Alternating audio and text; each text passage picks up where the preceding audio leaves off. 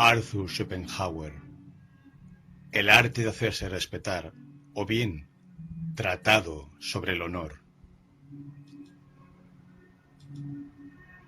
1. Del honor y de la verdad. Máxima 1. El honor es la opinión que tienen los demás acerca de nosotros, y en especial la opinión general de quienes saben algo de nosotros. Y más específicamente aún, es la opinión general de quienes están calificados para opinar acerca de nosotros. Conocen nuestro valor en cualquier aspecto digno de consideración, aspecto que va a determinar la respectiva especie del honor.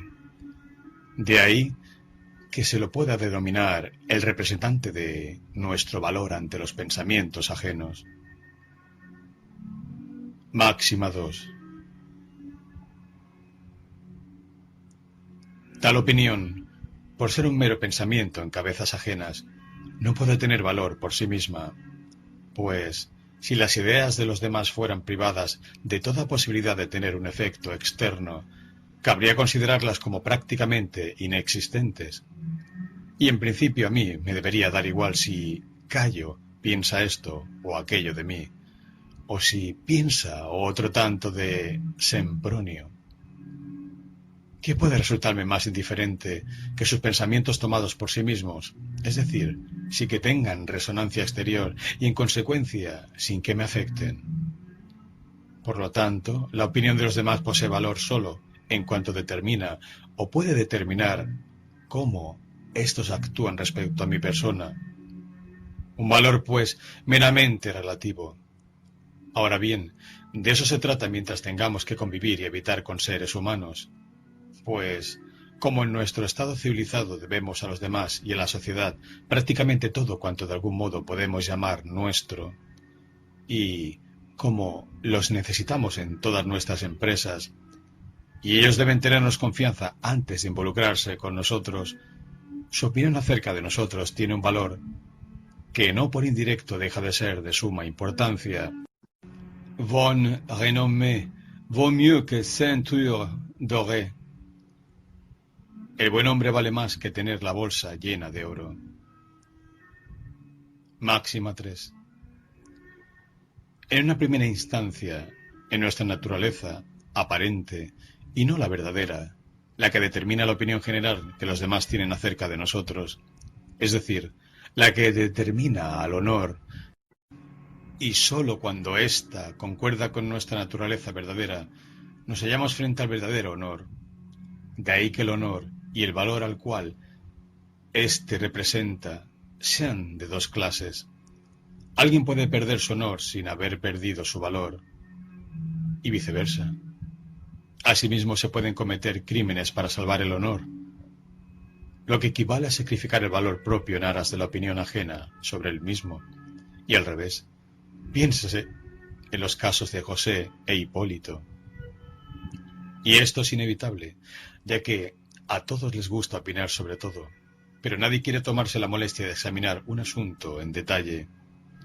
Al honor y a la fama se les puede aplicar la sentencia de Gracián: las cosas no pasan por lo que son, sino por lo que parecen. Baltasar Gracián, oráculo manual y arte de prudencia.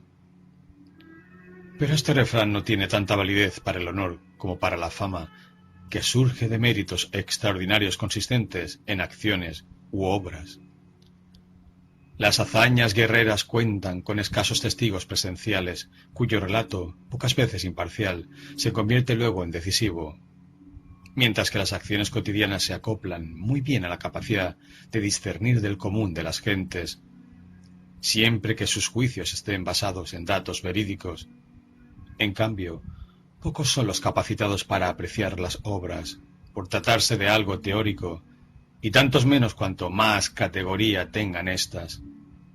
La ventaja es que aquí los datos se hallan firmemente asentados, y pueden, si ello es necesario, aguardar a la posteridad. Pero como el honor, según veremos luego, se basa en asuntos que le es dado esperar a cualquiera de los que pertenecen a una misma clase, y de los que, por tanto, cualquiera de estos es un juez competente. El error se puede presentar aquí únicamente si se tergiversan los datos. Y esto último no es fácil de hacer por mucho tiempo, pues como el círculo de la influencia de cada cual es el árbitro de su honor, y la falsa apariencia acaso engañe a alguien, pero difícilmente engañará a todos, es normalmente nuestra verdadera naturaleza, y no la aparente, la que determina la opinión general. Máxima 4. Al igual que los actos de los demás relacionados con mi persona me resultan indiferentes a menos que me beneficien o perjudiquen, también su opinión, es decir, el honor, tiene algún valor solo si posee esta última influencia.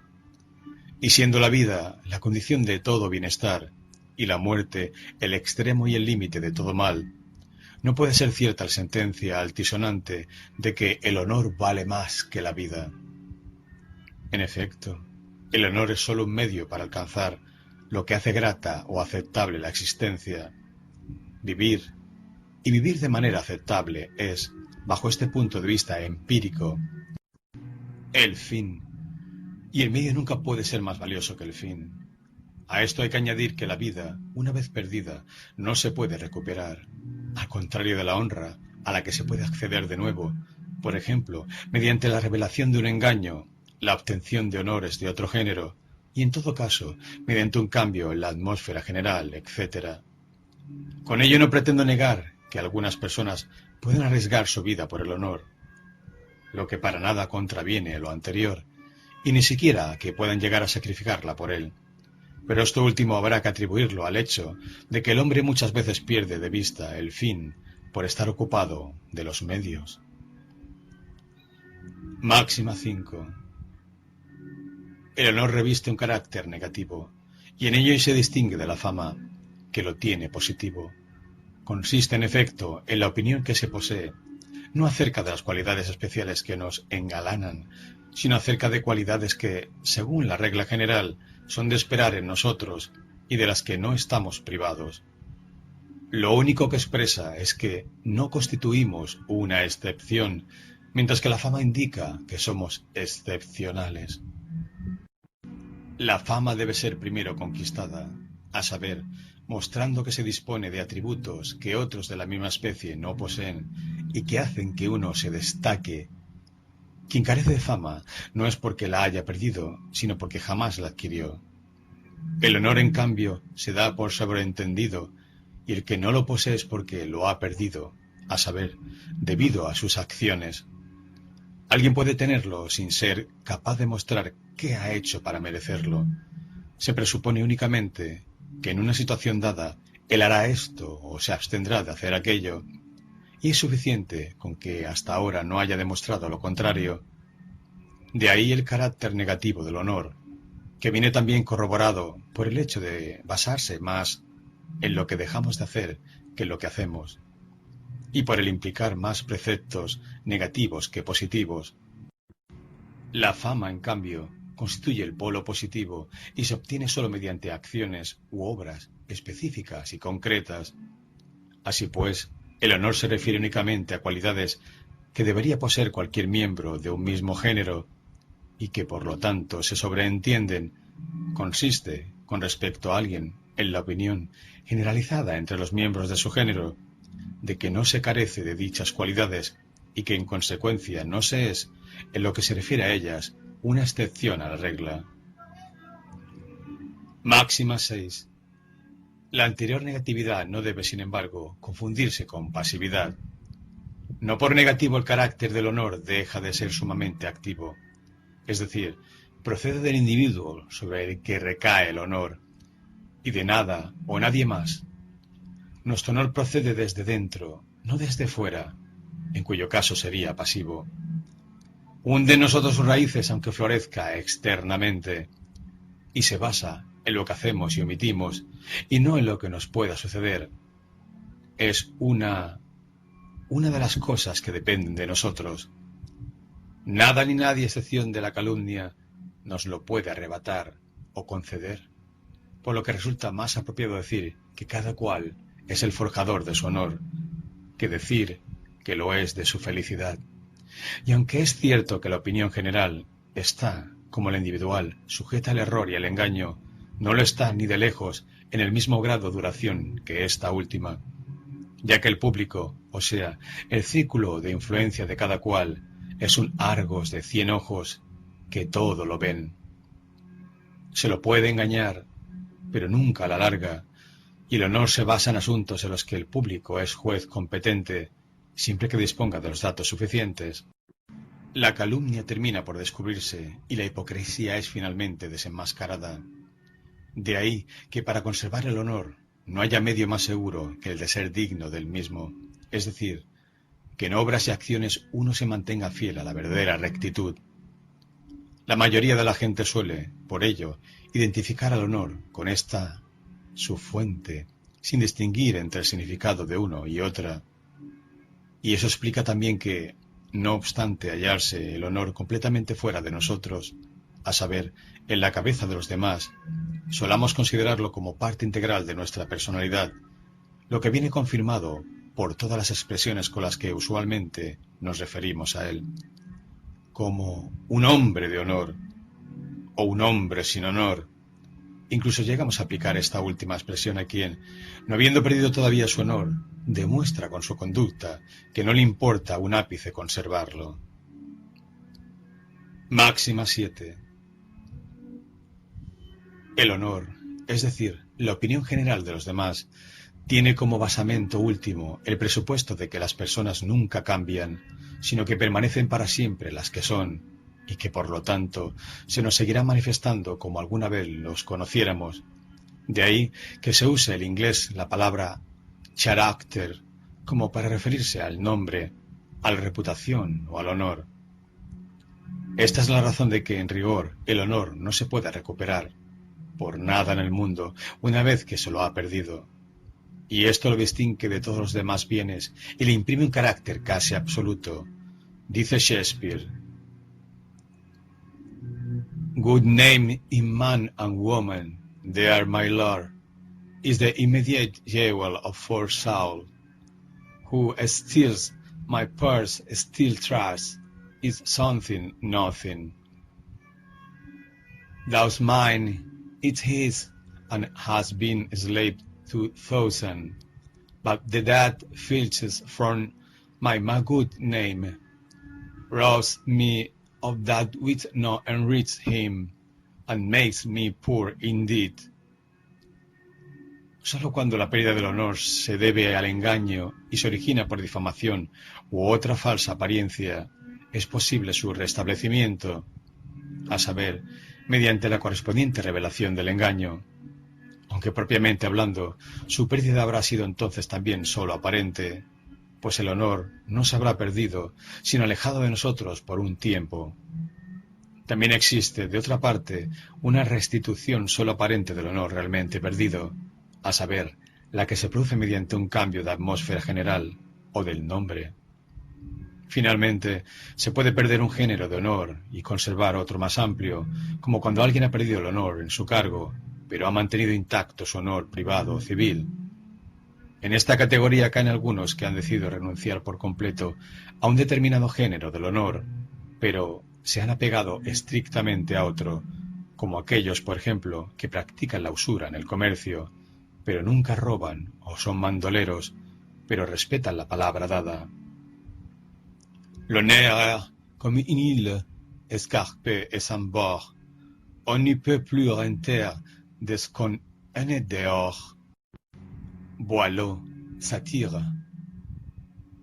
Máxima 8. Los distintos géneros del honor surgen de los diversos ámbitos en que los demás tienen o pueden tener relaciones importantes con nosotros, es decir, aquellos en los que deben formarse una opinión acerca de nosotros para poder tenernos confianza. Los ámbitos principales de este tipo son: 1. El de lo mío y lo tuyo. 2. El del cumplimiento o de los compromisos públicos. 3. El de la relación entre los sexos. De ahí surgen: A. El honor privado civil, tomado en sentido estricto. B. El honor público o del ejercicio de un cargo. C. El honor sexual. Cada uno de ellos con subgéneros. A. El honor privado civil. El honor privado civil de un hombre consiste en la opinión de los demás respecto de que es completamente probo, es decir, que respeta realmente los derechos ajenos, sin importar de qué clase sean estos, lo que supone que, para adquirir propiedades u otros beneficios, dicho sujeto nunca se valdrá de medios injustos o legalmente prohibidos y que, por ende, no incurrirá en estafa o chantaje alguno, que mantendrá la palabra dada y cumplirá con todos los compromisos adquiridos, y que, en fin, como ciudadano que es, hará siempre gala de respeto por la ley. Y basta con que actúe en sentido contrario una sola vez para que su honor se desvanezca. Por ello el honor se pierde al recibir una sanción legal, y la calumnia o cualquier reproche público lo mancillan, por lo que la ley, en previsión de casos semejantes, trata de salvaguardarlo con medidas contra la difamación, los libelos y las injurias. Si alguien es difamado, deberá enfrentar los ataques respectivos. Tanto le importa su honor, refutándolos ante los tribunales o fuera de ellos, e insistiendo él mismo en que se investigue el caso hasta sus últimas consecuencias. En tales ocasiones, lo que verdaderamente salva al honor es la reivindicación formal, no el castigo del difamador, el cual puede servirle al ofendido, a lo sumo, para reforzar esta última o disuadir de futuros ataques. Como géneros especiales del honor privado hay que considerar, entre otros, el honor comercial, que exige aplicar lo anteriormente dicho a las relaciones mercantiles con la mayor escrupulosidad, de acuerdo con normas consuetudinarias como honrar el pago de una letra de cambio a la fecha y hora, satisfacer de inmediato cualquier solicitud de devolución surgida de un reclamo justificado, moderar razonablemente las propias ambiciones de ganancia, abstenerse de toda triquiñuela, de exigencias desmedidas o de cualquier sombra de estafa, etc. Al mismo grupo pertenece el honor específico de cada actividad profesional y oficio manual, el honor de una compañía, según el cual cualquier ilegalidad cometida en su seno afecta al titular de la misma, etc. B. El honor público u honor en el ejercicio de un cargo. El honor público u honor en el ejercicio de un cargo es la opinión general de los demás de que el hombre que desempeña un cargo posee efectivamente las cualidades que requiere para hacerlo y que nunca deja de cumplir con puntualidad todas las obligaciones propias del mismo. Cuanto más importante y extenso sea el círculo de la influencia de un hombre en el Estado, es decir, cuanto más elevado e influyente sea el puesto que ocupa, tanto más alta tendrá que ser la opinión acerca de las capacidades intelectuales y las cualidades morales que lo acreditan para él mismo, lo cual va de la mano de un incremento en su honor, que se refleja en títulos, condecoraciones, etc., así como el grado de subordinación con que los demás se dirigen a él. Cargos, títulos y símbolos honoríficos sirven para que quien los otorga exprese su voluntad de enaltecer a quien los recibe. Son al honor, que surge por sí mismo, lo que los billetes de papel son al dinero acuñado en metales preciosos. Alivian sin duda la molestia de contar, pero son auténticos o no, de acuerdo con la casa que los distribuya, o bien son como letras de cambio, endosadas a la opinión general, y su valor depende del crédito que posea quien las emite.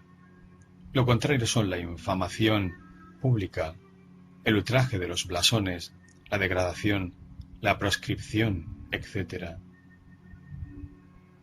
A los que se aplica también lo dicho arriba, y a veces ni siquiera cosas de este tipo lograron arrebatar el honor, lo que muestra hasta qué punto éste consiste y consistirá siempre en la opinión misma, y no en su signo, y es de naturaleza esencialmente inmaterial.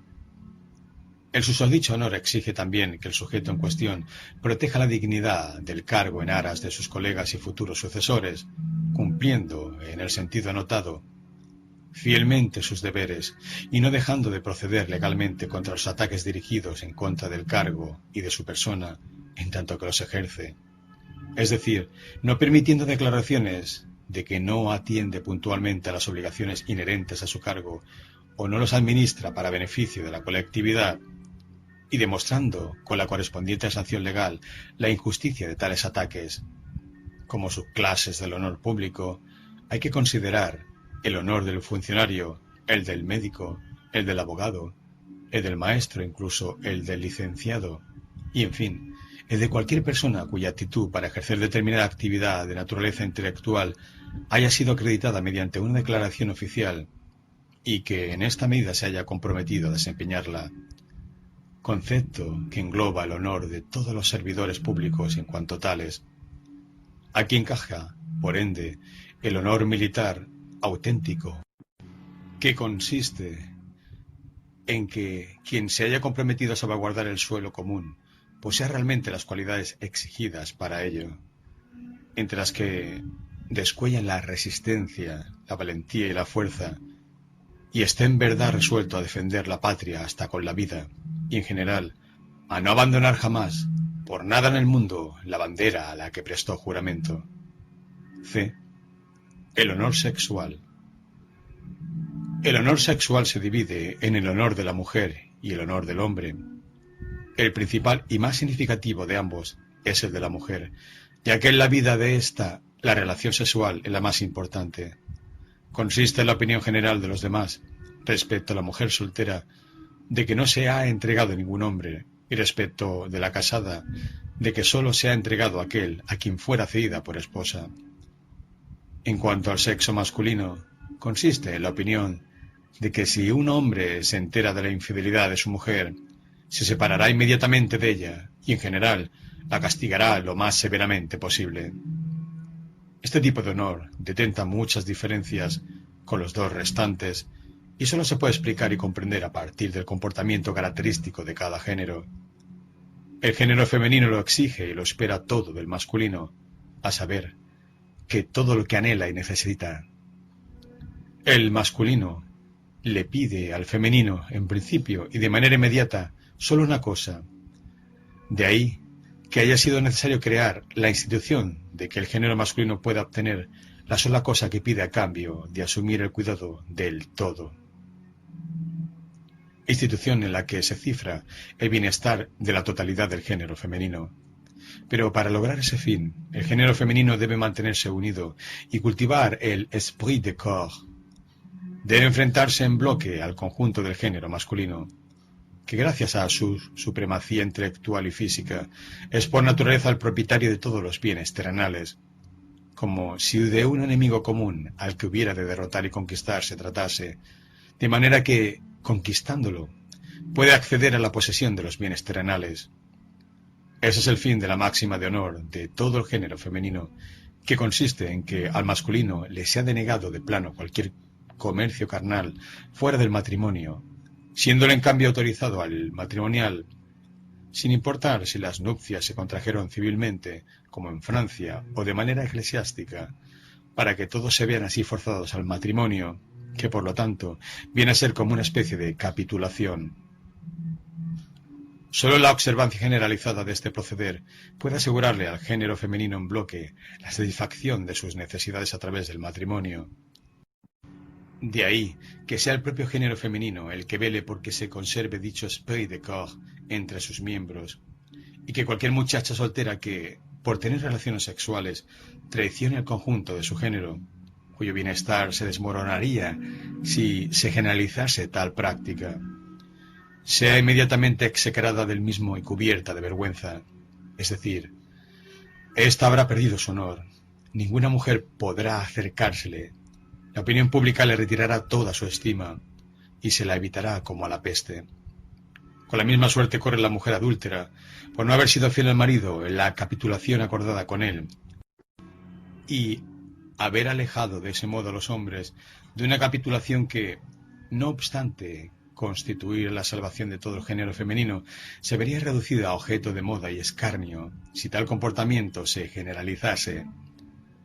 A ello se añade que la mujer adúltera, debido a su burda falta de palabra y al engaño en que incurre, pierde también, junto con el honor sexual, el civil o privado, por lo que suele emplearse de manera un tanto condescendiente la expresión «una muchacha deshonrada», pero no se habla de una señora deshonrada.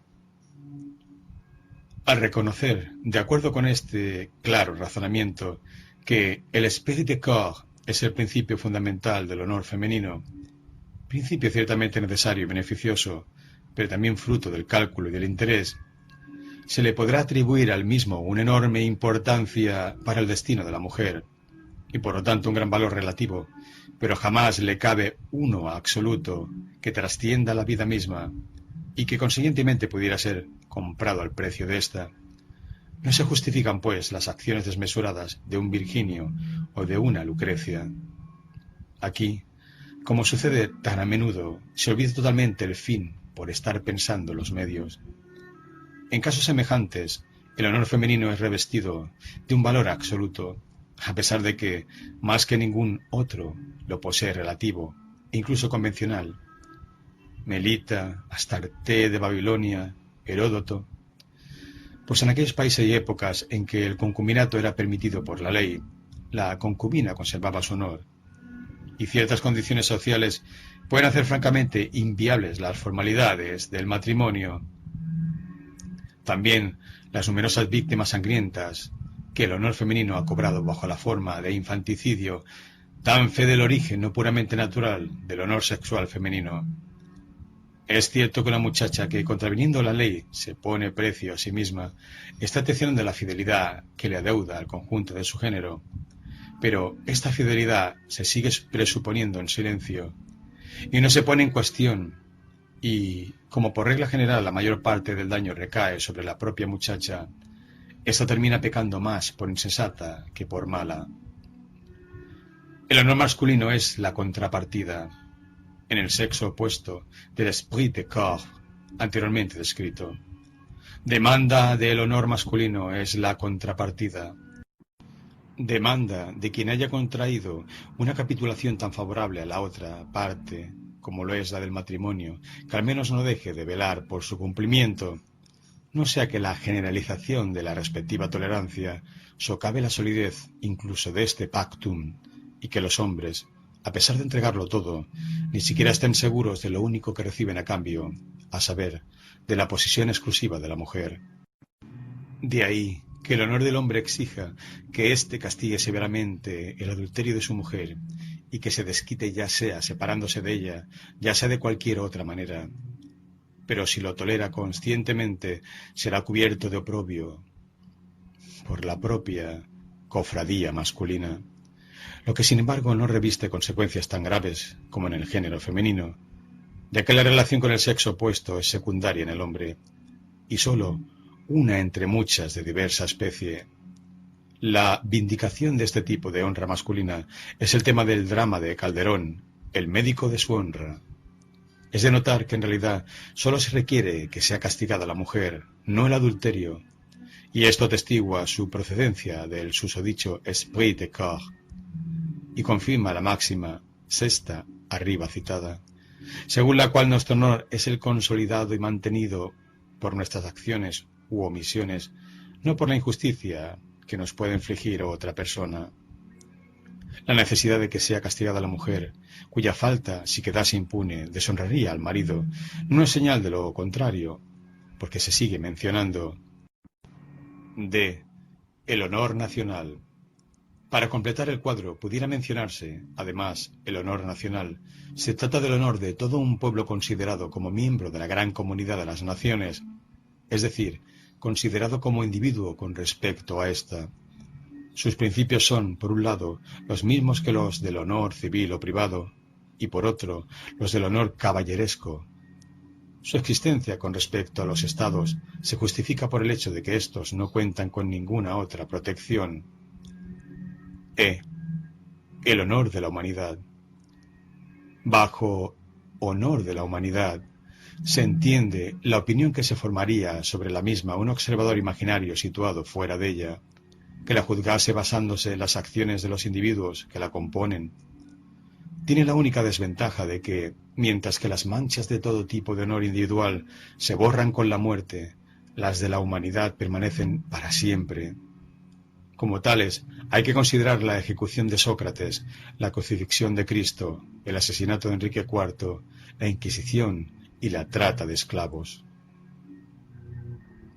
2. Del honor fatuo, el honor caballeresco. Por último, mención aparte merece un género muy específico del honor, cuyos principios peculiares, además de ser completamente diferentes de los del honor anterior, el cual se dividía en varias especies, en parte se oponen a estas últimas, por lo que bien pudiera hablarse de un honor espurio, pues no vemos que dichos principios procedan, como los anteriores, de un entendimiento recto que tenga como norte la necesidad y el valor de la confianza generalizada, sino de un flagrante irracionalismo, y al final habrá de confirmarse que a la base de todas sus máximas se encuentra no la razón, como en aquel caso, sino la animalidad o la brutalidad. Dicho género no es otro que el honor caballeresco o el point d'honneur, mientras que el verdadero honor, tratado hasta ahora, aparece y está vigente en todos los pueblos de la tierra y en todas las épocas, con mínimas variaciones debidas a las condiciones locales y temporales. Este otro honor, en cambio, se circunscribe a la Europa cristiana, a la época iniciada con el nacimiento de la caballería y a unas pocas clases sociales, es decir, a una parte relativamente muy exigua de la humanidad. Y mientras que las leyes de los estados tratan de apoyar por todos los medios aquel otro honor universalmente reconocido, a este, en cambio, lo combaten por doquier, aunque desgraciadamente con escaso éxito, porque las amenazas surten poco efecto en personas que juegan con su vida, y porque las leyes solo pueden atacar las consecuencias, no las causas del mal, que residen precisamente en la veneración hacia los principios aludidos, cuyo códex me propongo ahora verter en claros conceptos usando palabras que no por descarnadas son menos fidedignas, algo que posiblemente nunca antes había intentado. Los principios de su códex son los que a continuación se enumeran. Empezaré por aquellos que contravienen más directamente las máximas del código precedente y que permitirán después postular los verdaderos principios fundamentales y acceder a ellos en orden ascendente. De ahí que para este código proceda sobre todo el método analítico, como el sintético se adecuaba al anterior. C'est assez super fin. Máxima 1. Contra 1. El honor no es la opinión general, y ni siquiera la opinión que los demás tienen acerca de nuestro valor.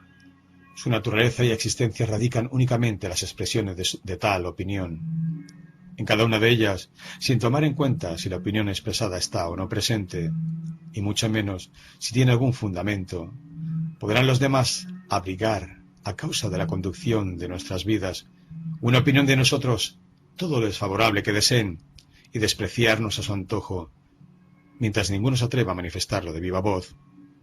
El honor no se verá afectado, y a la inversa, aunque a través de nuestras cualidades y acciones forcemos a los demás a tenernos en muy alta estima, lo cual por suerte no depende de su arbitrio, bastará con que alguno de ellos exteriorice con alguna palabra su menosprecio hacia nosotros, por muy infundado que sea, para que nuestra honra haya quedado mancillada, y por cierto para siempre, a menos que se la vindique. Una prueba, si acaso faltase, de que lo que cuenta no es la opinión de los demás, sino las expresiones de éstos, es que alguien puede retractarse de las expresiones insultantes, y cuando esto ocurre es como si nunca hubieran sido proferidas, y no se entra a averiguar si la opinión que les dio origen ha cambiado, o por qué lo hizo. Quedan simplemente anuladas, y todo vuelve a la normalidad. Máxima 2. Contra 6. La honra de un hombre no se basa en aquello que hace, sino, por el contrario, en aquello que padece, en lo que le sucede. En efecto, mientras que según los principios del honor antes descrito, la honra de cada uno dependía de aquello que hacía o decía él mismo, en este otro depende de lo que hace o dice cualquier otra persona, y por ello está en manos e incluso en la punta de la lengua de cualquiera. De donde, por cierto, una vez que es atacada, solo puede rescatarse mediante una venganza, a la que enseguida nos referiremos, la cual pone en peligro vida, libertad y pertenencias. En este orden de ideas, no importan cuán honestas y altruistas sean las acciones u omisiones de un hombre, cuán bien intencionada su disposición, o cuán brillante e ingeniosa su inteligencia. Podrá perder su honor en cualquier momento, con tal de que se presente alguien dispuesto a insultarlo, siempre que éste no haya, eso sí, violado nunca las susodichas leyes. Así se trate del más ruin y necio personaje que pueda uno imaginar, como de hecho ocurre en la mayoría de los casos, pues ut quisque contentissimus et ludibrio est, ita solitissimae lingua est. Cuanto más despreciable y socarrón es alguien, tanto más suelta su lengua. Citado libremente, según Séneca, de la constancia del sabio. Y si finalmente llegara a insultarlo, es decir, atribuirle cualquier cualidad negativa, nadie dudará en tomar esto como un juicio objetivo, en decreto válido, que conservará su verdad y vigencia hasta que haya sido lavado con sangre. Mientras eso no ocurra, el susodicho seguirá siendo lo que su prójimo, aunque este prójimo sea el más miserable de los hijos de esta tierra, lo designará, pues aquel dejó que lo insultaran, según la jerga al uso. Pero he aquí que si hay algo que puede hacer, puede simple y llanamente, válgame Dios, propinarle un golpe. ¡Qué terrible ocurrencia! ¿No es un golpe entre todas las cosas de este mundo el peor de los males, el sumum malum más grave, aun que la muerte y la condenación eterna? Con solo pensar en él, a un auténtico caballero se le erizan los pelos. Que no se nos olvide, oh Señor, incluir esta suprema desgracia, esta injuria de todas las injurias, en nuestro sagrado códice. En suma, un golpe significa una aniquilación tan completa del honor que mientras otras lesiones al honor puedan sanar con sangre, ésta exige para su curación todo un homicidio. Máxima 3. Contra 7. El honor no tiene que ver, menos mal, con aquello que el hombre es por sí mismo, ni con la posibilidad de que pueda cambiar, ni con sutilezas académicas por el estilo. Cuando es vulnerado, puede ser rápida y completamente restablecido, a través de una única panacea, el duelo. Pero si el mancillador de nuestra honra no pertenece al estamento de quienes hacen profesión de creer en el códex del honor caballeresco, o si ha obrado en el pasado en contravención del mismo, o incluso si cabe la sospecha de que no lo respetará, entonces, una vez que la afrenta haya sido consumada, uno puede saltarse los procedimientos regulares y, tomando la primera arma que esté a la mano, matarlo de una estocada. El honor habrá quedado así restablecido, pero si se prefiere evitar este extremo por temor a los inconvenientes que pudiera generar, o se albergan dudas acerca de si el ofensor adhiere o no a las normas del códex vigente, ¿en qué medida lo hace? Entonces aún nos queda el paliativo del avantage. Consiste en que, cuando alguien sea grosero, uno lo sea aún más, y si esto no se logra con insultos, que se recurra a los golpes. También aquí se da una gradación en el rescate del honor. Las bofetadas se curan con golpes de bastón, y los golpes de bastón con latigazos, e incluso contra estos últimos hay quien recomienda probar con escupitajos. Solo cuando estos remedios llegan demasiado tarde para curar al paciente, se hace inevitable recurrir a intervenciones sangrientas. Este método paliativo tiene su fundamento, en el fondo, en la máxima que sigue. Máxima 4. La grosería es una propiedad que lo tocante al honor sustituye y supera cualquier otra.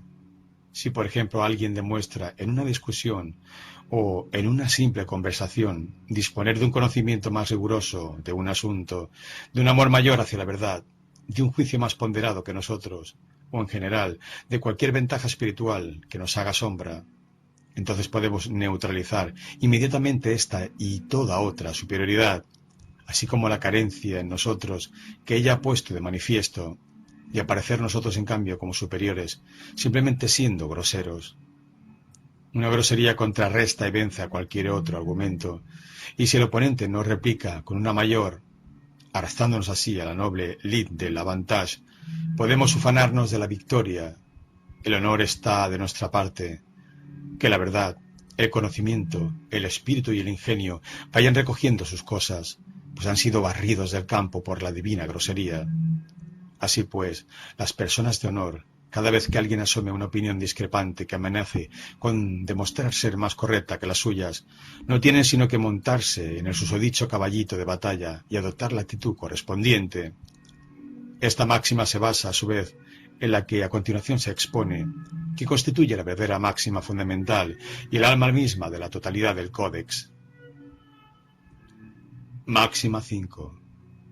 La autoridad suprema en cuestiones de honor, a la que siempre se podrá apelar en las diferencias que surjan con cualquier persona, no importa de quién se trate, es la superioridad física, es decir, la animalidad. Toda grosería es en el fondo un recurso a la animalidad, por cuanto declara sin lugar tanto el conflicto de las fuerzas espirituales y del derecho moral como su resolución por medio de razones, sustituyéndolos por una lucha de las fuerzas brutas, que en el caso de las especies, hombre, que según Locke constituye un tool-making animal fabricante de instrumentos, se lleva a cabo con las armas propias de este género, a través del duelo, y desemboca en una decisión inapenable. A juzgar por esta máxima fundamental, que es una ramificación de lo que irónicamente se denomina el derecho del más fuerte, al honor caballeresco le cuadraría mejor el nombre de honor del más fuerte, pues no es más que un residuo del derecho del más fuerte, de la época medieval que escandalosamente se ha extraviado en los confines del siglo XIX. Máxima 6. Mientras arriba encontrábamos que la comunidad civil era muy escrupulosa en asuntos de lo mío y lo tuyo, de las obligaciones contraídas y de la palabra dada, en cambio, el presente códex hace gala en este punto de una tolerancia magnánima.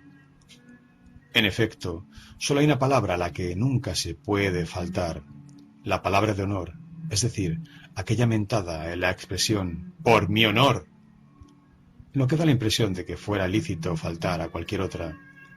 E incluso cuando se haya traicionado esta palabra de honor, se puede salvar el honor por medio del recurso universal de retar a duelo a aquellos que hayan afirmado que dimos nuestra palabra de honor.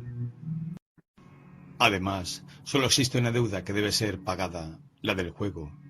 Con otro tipo de deudas, y la renuncia a saldarlas, se podrá desollar vivos a judíos y cristianos. Eso no afectará lo más mínimo al honor caballeresco. Helo aquí, pues, el código, y así de extraños y grotescos se nos presentan, una vez que han sido reducidos a nítidos conceptos y claros términos. Unos principios que aún hoy suelen ser elogiados en la Europa cristiana por todos aquellos que pertenecen a la llamada buena sociedad y participan del denominado bon ton. Muchos que desde jóvenes han sido inoculados de palabra y ejemplo con estos principios, llegan incluso a creer en ellos más firmemente que en cualquier catecismo, profesándoles la más profunda y sincera admiración. Están seriamente dispuestos a sacrificarles su dicha, su tranquilidad, su salud y hasta la vida misma. Y juran que tales principios tienen su raíz en la naturaleza humana y que por lo tanto son innatos, subsisten a priori y no están sujetos a discusión. No quiero meterme con los sentimientos de estas personas, pero su inteligencia sale bastante mal parada. Por ello, no hay clase social a la que estos principios se adecúen menos que aquella que está predestinada a encarnar la inteligencia sobre la tierra, a ser la sal del mundo y que debe prepararse adecuadamente para tan sublime oficio. Me refiero a la juventud estudiosa que más que cualquier otro estrato social venera por desgracia estos principios en Alemania. Pero en lugar de ponerme a realizar ante ella las desventajas de tales principios o la inmoralidad de sus efectos, como hiciera alguna vez en una declamatio ex cátedra cuando yo era todavía estudiante, ese mal filosofastro Johann Gottlieb Fichte, a quien el mundo académico alemán sigue considerando de todo corazón como un filósofo, me voy a limitar a decir lo siguiente.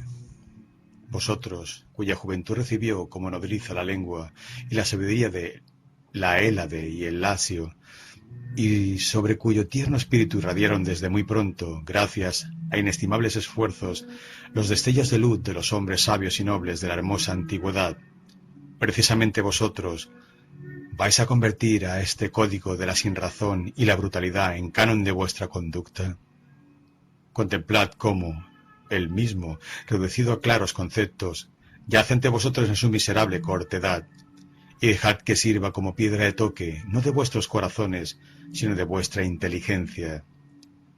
Si ésta no lo rechaza de inmediato, entonces vuestra mente no está dotada para ejercitarse en un terreno donde se requiere poseer una enérgica capacidad de juzgar que rompa fácilmente las ataduras de los prejuicios y una razón que combine rectamente y pueda distinguir lo verdadero de lo falso, incluso allí donde su diferencia permanece profundamente oculta, y no como aquí, donde se encuentra a flor de piel. En este caso, amigos, buscad alguna otra manera honesta de atravesar el mundo, haceros soldados o aprended un oficio, al menos no os faltará el dinero. Ya dije arriba que los seguidores del Código de Honor sostienen que sus principios emanan de la naturaleza humana y son por lo tanto innatos.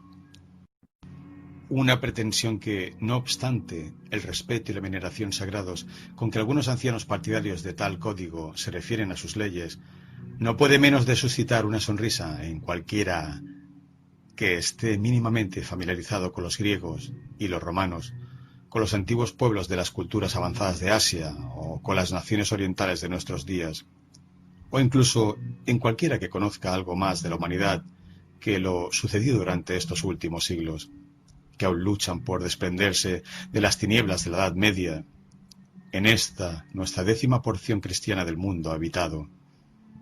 Dichos pueblos ni supieron ni saben nada de semejante tipo de honor o de sus máximas. El único que les es familiar es el que ya analizamos al principio. Para todos ellos, un hombre vale solo por lo que demuestra a través de sus actos u omisiones, no por lo que alguien tenga la ocurrencia de endilgarle. Para todos ellos, lo que uno hace o dice puede muy bien destruir su propio honor, mas no el ajeno. Para todos ellos, un golpe no pasa de ser un golpe, como el que es capaz de propinar con más fuerza aún un caballo o un asno, golpe que en determinadas circunstancias acaso suscite la cólera, pero que no tiene nada que ver con el honor. Y tales pueblos, por cierto, tampoco carecen de guerreros, ni son menos valientes que nosotros, que yo sepa. Hubo también soldados y hasta héroes entre los griegos y los romanos, a pesar de que estos desconocían por completo el point d'honneur. No consideraban al duelo asunto de ciudadanos nobles, sino de duchos gladiadores, de esclavos abandonados a su suerte o de criminales convictos que, alternando con las fiestas, solían ser acezados unos contra otros para entretenimiento del vulgo. Una vez, un príncipe teutón desafió a Mario a un duelo, y éste le mandó a decir que, si estaba cansado de vivir, era mejor que se ahorcase. E incluso le ofreció un pequeño y demacrado gladiador para que se batiera con él. Freingeheimi supplementum in locum libi libri. 68, capítulo 12, volumen 8. Plutarco nos revela cuán ígnaros de la tremenda trascendencia de un golpe eran incluso los héroes más insignes de la antigüedad.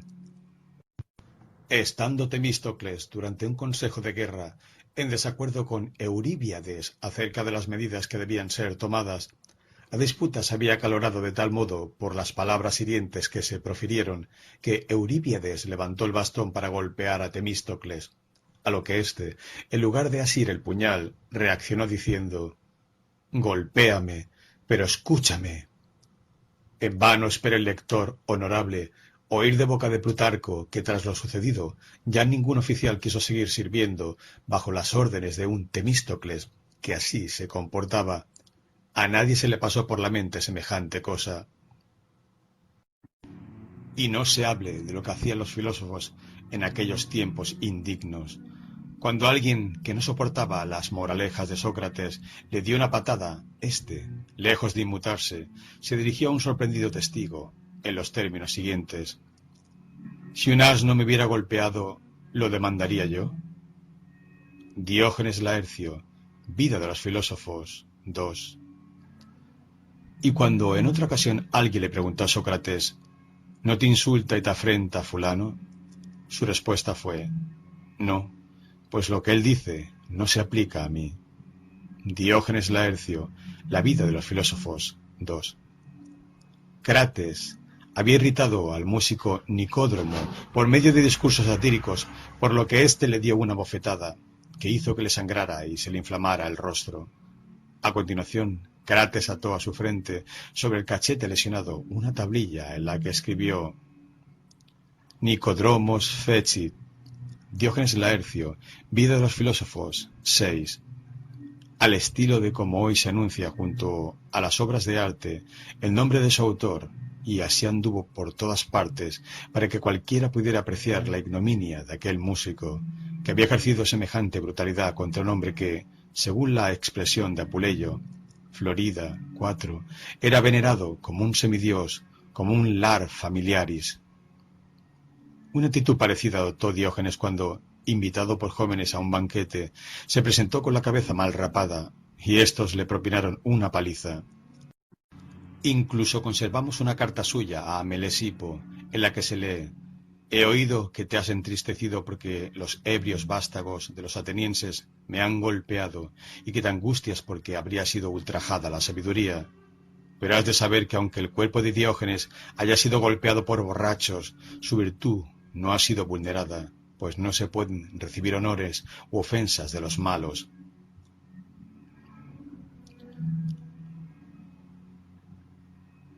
Vemos así que los buenos antiguos estaban convencidos de que las palabras y las obras sólo honran o deshonran a aquel de quien proceden y a nadie más.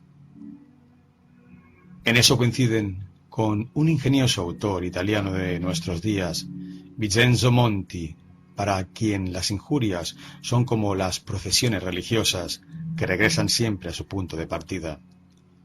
Pero, puesto que los contrarios se iluminan mutuamente, queremos ahora colocar, a guisa de comparación y de antídoto para las gentes de honor, un ejemplo que permita apreciar cómo sobrelleva nuestra ilustrada y refinada época un caso similar al anterior.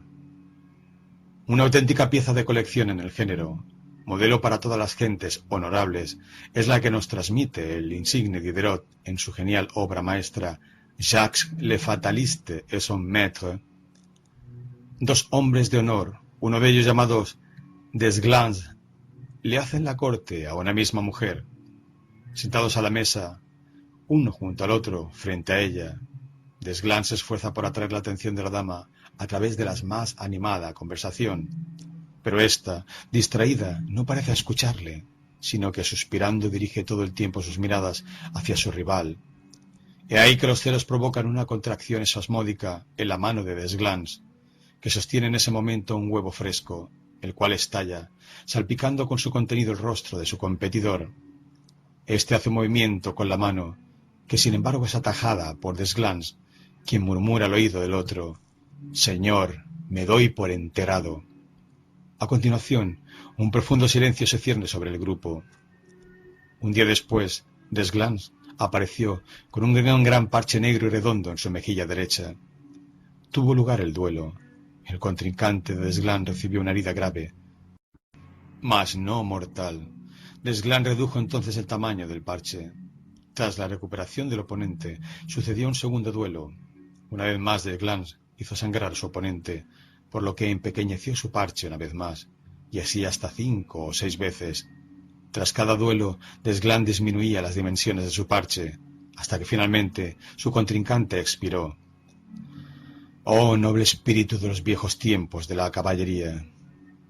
Pero ahora en serio, ¿quién, al comparar esta tan reveladora historia con la narrada previamente, no exclamará cómo, en tantas otras ocasiones, cuán grandes los antiguos y cuán insignificantes los modernos?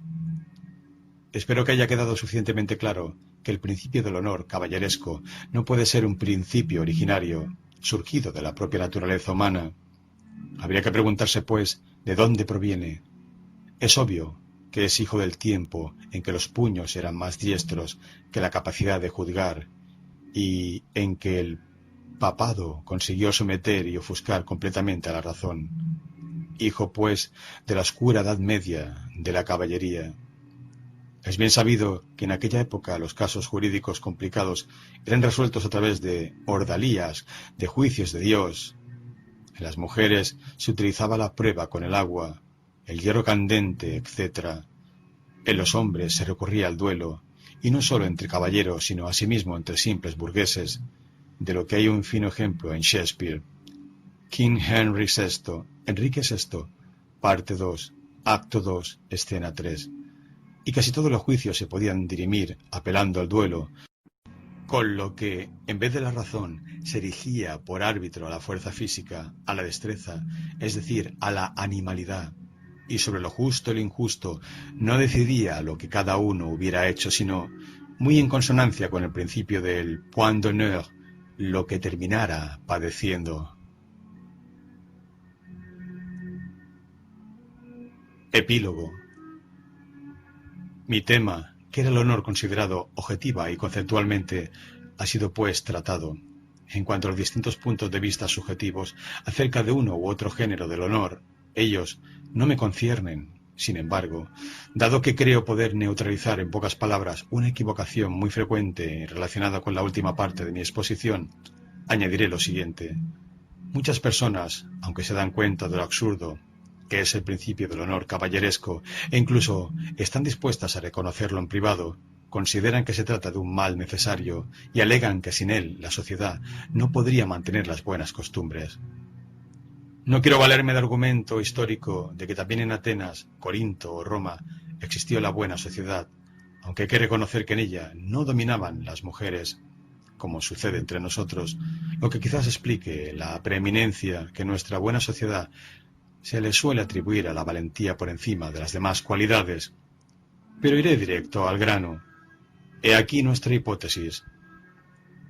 Tan pronto como el código de honor caballeresco pierda su vigencia, y por lo tanto ya nadie pueda por medio del insulto endilgarle a otro lo que se le antoje, es decir, quitarle una parte de su honor, o restituírsela al propio, y cuando ya cualquier injusticia, rudeza o grosería no queden automáticamente justificadas por la voluntad de dar una satisfacción, es decir, de batirse en duelo, entonces cualquiera entenderá que a través del insulto, la injusticia, la grosería y la rudeza solo está menoscabando su honor verdadero y natural, o sea, aquel que reside en la opinión, que es involuntaria, y no en las expresiones, que son arbitrarias, pues todo lo que haga u omita repercutirá únicamente sobre su propio honor y nunca sobre el ajeno. A partir de ese momento, todos se cuidarán de insultar, como ahora se cuidan de ser insultados, y a nadie se le ocurrirá responder a los agravios de los demás con agravios iguales o mayores. Así como ahora, cuando en el mercado una vendedora de legumbres o pescado nos insulta furiosa a causa de un simple empujón, no hacemos sino reírnos de su tosquedad. Asimismo, todos se guardarán de descender, como dice Demóstenes, a una liza como la descrita, donde es obvio que el vencido se convierte en vencedor. Y cuando uno ya no se ha educado en la quimera de considerar que las palabras insultantes vulneran su honor, ellas ya no podrán seguir hiriendo la susceptibilidad, como lo hacen ahora, sino que se volverán contra aquel que las profirió, que de ese modo se estará perjudicando a sí mismo.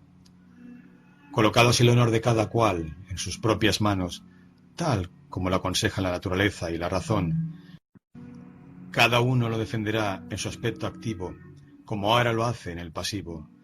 Solo entonces, a mi juicio, se habrá impuesto el verdadero bon ton, especialmente porque la inteligencia y la razón se expresarán libremente, sin tener que consultar si incomodan a los pareceres de la estulticia. Y no habrá necesidad de arriesgar a los dados la cabeza que alberga a las primeras, por el cráneo huero donde mora esta última. Solo entonces recuperará su primado en la sociedad, la superioridad intelectual, que ha sido desplazada por una superioridad física artificialmente ennoblecida. Y en eso, sostengo yo, consisten el bon ton y la buena sociedad. El bon ton ofrecerá incluso la ventaja adicional de que un sinnúmero de pequeños pero molestos vicios que en la Inglaterra aparecen únicamente entre las clases más bajas, pero que en Alemania pululan incluso entre las más elevadas, ya no tendrán que ser tolerados con resignación, como sucede ahora, porque solo pueden ser castigados a riesgo de la propia vida, por lo que asolan todo lo que encuentran a su paso, hasta que se topan por casualidad con alguien dispuesto a jugarse el pellejo para responder a su autor. Entonces no se concederá a tales asuntos más importancia de la que merecen por su naturaleza. Esto y mucho más se ganará con el verdadero bon ton que, como todo lo bueno, es sencillo y acorde con la naturaleza. Y esta, sin duda, fue la forma que revistió el bon ton en la sociedad refinada de Atenas, Corinto y Roma. Afirmar que nuestra época no está madura para el mismo, porque lleva aún demasiado adheridos el óxido y el polvo de la Edad Media, de cuyo seno procedería, es un pésimo cumplido, que yo dejaré que otros hagan por mí. Prefiero pensar que la raison finirá toujours par avoir raison, que la razón terminará siempre por tener razón, y que nuestro siglo, no obstante algunos altibajos y el puñado de oscurantistas que nunca faltan, acabará por ostentar la fama de haber sido, en términos generales y en otras cuestiones de mayor importancia, un siglo de la razón.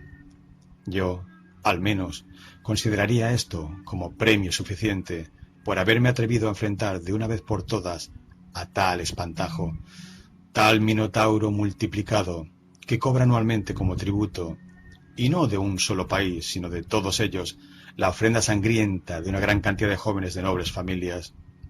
Derribarlo de un solo golpe es imposible, pero me permito albergar la esperanza de haberle infligido una herida que acaso se le agrave y termine por matarlo, pues on peut assez longtemps chez notre espèce fermer la porte à la raison, mais dès qu'elle entre avec adresse, elle reste dans la maison, et vient toute, elle, en es maîtresse.